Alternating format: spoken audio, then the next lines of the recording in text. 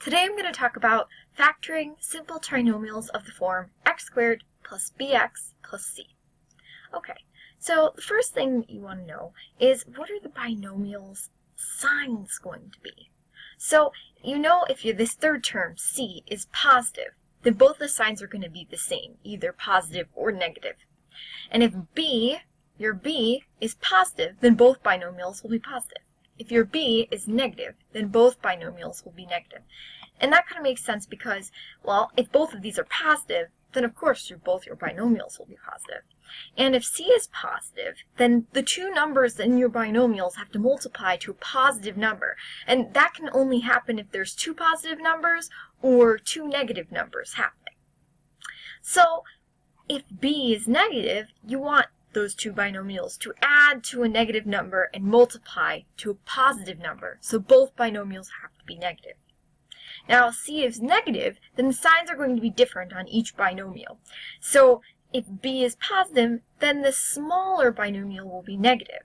Because when you add two numbers together, you want them to equal positive b and a negative c.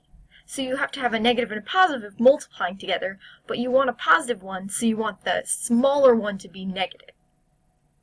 And then for b, if b is negative and c is negative, then you want the larger binomial to be negative, because when you add two numbers together and you want to get a negative number, you have to have the bigger one be negative. Okay? So we're going to do an example here. So look at x squared minus 10x plus 21. Well, this is our c term, and our c term is positive, so we go to this first part of the chart. And then our b term is negative, negative 10, so we go to this part of the chart. So we know both our binomials must be negative. Okay, and now we can look at what are the factors of 21. So 21, you can get 21 and 1, or you can get 3 and 7. And we know both of these binomials will be negative, so we look at their negative forms. And so, negative 10, which one of this one, number 1, or this set, number 2, will add to negative 10 multiplied to a positive 21?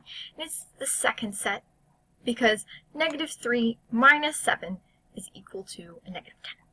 So these will be your two binomial terms. So then you'll get x minus 3 and x minus 7.